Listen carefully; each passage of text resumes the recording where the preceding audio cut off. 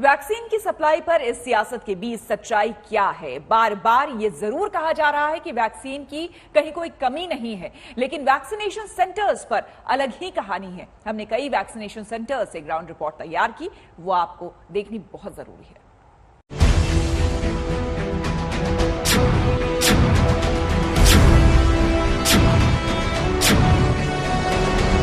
Vaccine पर सियासत तो समझ में आती है, लेकिन ये समझ में नहीं आता कि जब देश में वैक्सीन की कोई कमी नहीं है तो फिर vaccination centres out of stock क्यों हो रहे हैं?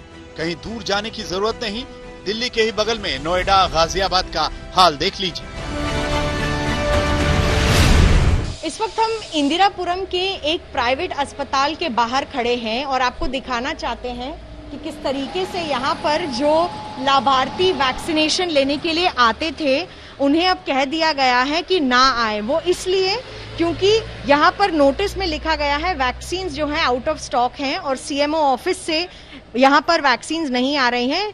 लिखित नंबर पर कॉल करें और उसके बाद ही अस्पताल आएं। तो फिलहाल ये जो प्राइवेट वैक्सीनेशन फैसिलिटी है इसको अभी बंद कर दिया गया है।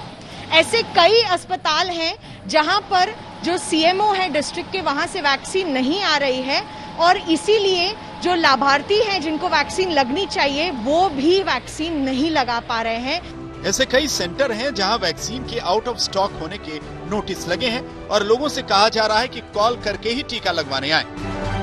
जिन्हें रजिस्ट्रेशन के बाद वैक्सीनेशन का टाइम स्लॉट मिल रहा है वो या तो पहले ही कैंसिल किया जा रहा है या फिर सेंटर से ही उन्हें लौटाया जा रहा है। गाजियाबाद के प्राइवेट अस्पतालों का चक्कर मैं काट रहा हूं। कम से कम पिछले 3-4 दिनों से किसी भी अस्पताल में वैक्सीन अवेलेबल नहीं है। कम से कम 3 अस्पतालों का तो मैं जिक्र कर सकता हूं।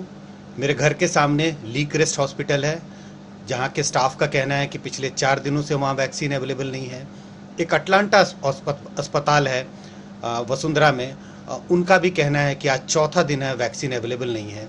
दिल्ली से सटे नोएडा और गाजियाबाद में 1 दर्जन से भी ज्यादा अस्पतालों में कोरोना की वैक्सीन नहीं है। हमने इस बाबत जब इन अस्पतालों में कॉल करके चेक किया तो इन्होंने किसी को भी वैक्सीनेशन लगवाने के लिए आने से मना कर दिया। इसके अलावा जिले के सीएमओ ने ये कहा कि पर्याप्त मात्रा में वैक्सीन दे गई थी लेकिन अब डिमांड ज्यादा हो गई है। इसमें तो सीधे सीधे वैक्सीन की शॉर्टेज समझ में आती है, लेकिन सरकार माने तब ना। दोनों वैक्सीन हमारे पास पर्याप्त मात्रा में आते जाता है और आके फिर उसको हम फिर जब इस्तेमाल करते हैं फिर दोबारा उसका केंद्र सरकार के यहाँ आवेदन चला जाता है, फिर उतना वो आ जाता है। अगर हम 3 लाख मांग रहे हैं प्रतिदिन हमारा डोज है तो उसके कम से कम 10-15 लाख वो देंगे तब तो हम कुछ दिन तक चला सकते हैं। तो उसी हिसाब से कैलकुलेशन होकर हमको मिलते रहेगा। ऐसे हालात पर यही भरोसा दिया जा रहा है कि 3 से 4 दिन की बात है, आगे सब ठीक हो जाएगा। अभी ऊपर से वैक्सीन की सप्लाई कम है, लेकिन ये कहानी 1-2 जगह की नहीं है। पीएम के संसदीय क्षेत्र वाराणसी में बुधवार तक कई सेंटर्स में वैक्सीन की पहली डोज का ही स्टॉक नहीं बचा। हम अंदर गए तो मैडम हमसे कह रही है कि कोरोना का जो टीका खत्म हो गया है, कहीं है वैक्सीन नहीं है, यहाँ पर पूरे उत्तर प्रदेश में नहीं है, तो आप 2 दिन बाद आइए। सर उतना दूर से भाग के आए लेकिन लग नहीं पाया। लखनऊ से सप्लाई कम है और यहाँ माने वाराणसी मंडल पर सभी जिलों के लिए अलॉटमेंट के आधार पर मिलता है, जिसमें बनारस की आबादी भी ज़्यादा है तो उस हिसाब से कम ही मिल पा रहा है। लखनऊ में भी शायद उपलब्ध नहीं है, तो यही निर्देश था कि वैक्सीनेशन सेंटर कुछ कम कर दिया जाए, तब तक वैक्सीन आ जाएगी तो फिर फुल स्विंग में चलाएंगे। 66 जो हमारे गवर्नमेंट हॉस्पिटल्स हैं, CHCs हैं, PHCs हैं, एडिशनल PHCs हैं, हेल्थ वेलनेस सेंटर हैं, तो ये कुल मिला के लगभग 66 प्लेसेस पर हम वैक्सीन देने का काम करते हैं।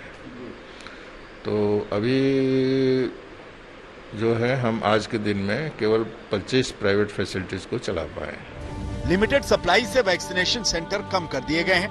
अगले 3 से 4 दिन किसी को पहली डोज नहीं लगेगी। ये वाराणसी ही नहीं, जौनपुर, गाजीपुर, चंदौली जैसे आसपास के जिलों में भी यही हाल है। ये तो यूपी की बात है।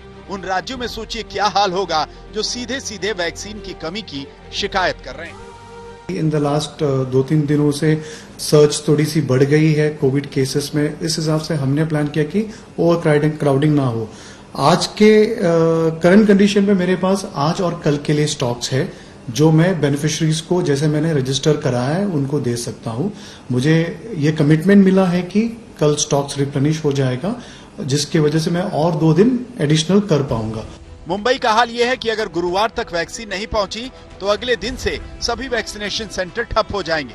सांगली, सतारा, गोंदिया, पनवेल, चंद्रपुर में भी वैक्सीन स्टॉक खत्म हो चुका है। सोचिए, देश में ये स्थिति तब है जब टीकाकरण तेज करने की बातें हो रही हैं और दिल्ली जैसे राज्य में 24 घंटे टीकाकरण के दावे किए जा रहे हैं। मैडम 24 घंटे की तो बात छोड़ो, यहाँ देखो कल से ही परेशान है। फोन घर से आ रहे हैं।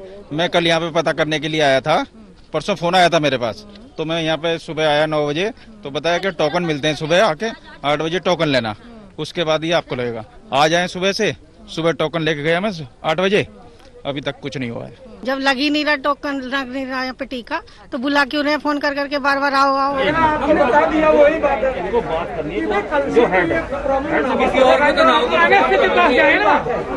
ये दिल्ली का हाल है। राजीव गांधी अस्पताल में वैक्सीनेशन सेंटर पर हंगामा हो गया। हॉस्पिटल है तो पॉजिटिव तो आएंगे ही, जो पॉजिटिव तो सिनेमा में आएगा। एसडीएम ऑफिस चाहिए डॉक्टर। 200 वैक्सीन डोज यहाँ हर दिन दी जाती है, लेकिन 500 लोग पहुँचे थे।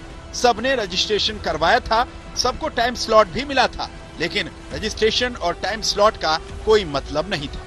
हमने पहले रजिस्ट्रेशन करा लिया था और रजिस्ट्रेशन कराने के बाद पहले आ जाता था उसी दिन नंबर, लेकिन आज की हमें डेट मिली है 8 अप्रैल की, तो यहाँ अब आए तो कह रहे हैं कि टोकन सुबह ही मिल जाता है, उसके बाद फिर कोई टोकन नहीं मिलता है।